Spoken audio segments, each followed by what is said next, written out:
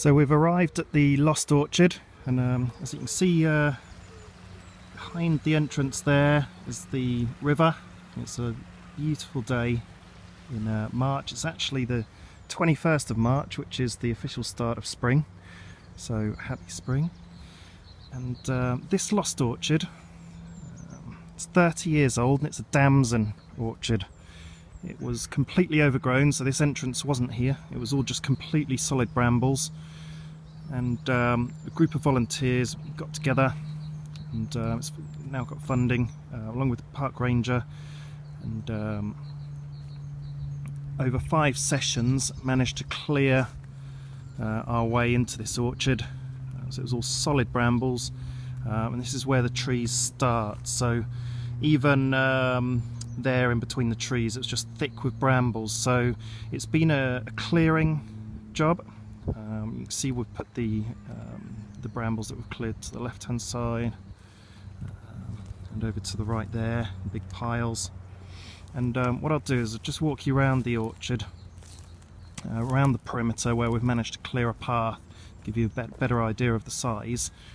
So it was planted around 30 years ago by a guy who was doing a community project with children, and that's pretty much all I know. And obviously since it's been neglected, and nature has taken back over, and you can see there it's just completely thick with brambles and all sorts of other growth, and you can't really make out some of the trees at all. Got vines growing up it. Some of these trees are quite large, as you can imagine. They've been there 30 years. It's not productive. You see this path is what we've managed to clear, and at first we were able to get in and clear about a foot wide space of path all the way round, and in a subsequent session we've managed to expand the path so it's a good sort of half metre wide, all the way around the site. And everything inside this path is the orchard, and the plan is to keep clearing through and prune and thin out the trees and get it productive, because it's not producing any fruit. So we're here at the back of the orchard. It's a buddleia, a bit of a weed in my opinion, but there you can see the forest, and we're at the back of it. Really overgrown. So we'll keep walking around now. You get to the far side and starts to get a bit rougher, the terrain for the path, and you can start to see a bit of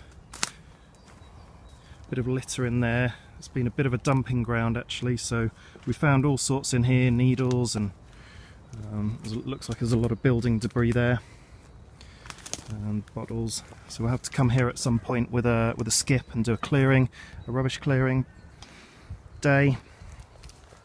It's ultimately we'll need to clear some of these logs that are blocking the path around, so we've got full access to the site. So you can see through there, that's the orchard. A bit difficult to see what is what. Yep. You can see the fruit spurs up there, that tree in that gap, the vine growing up it. So I'll just get through this bit. It's a bit tricky. I haven't fully cleared all the plants around it, but we've got a pretty good path really.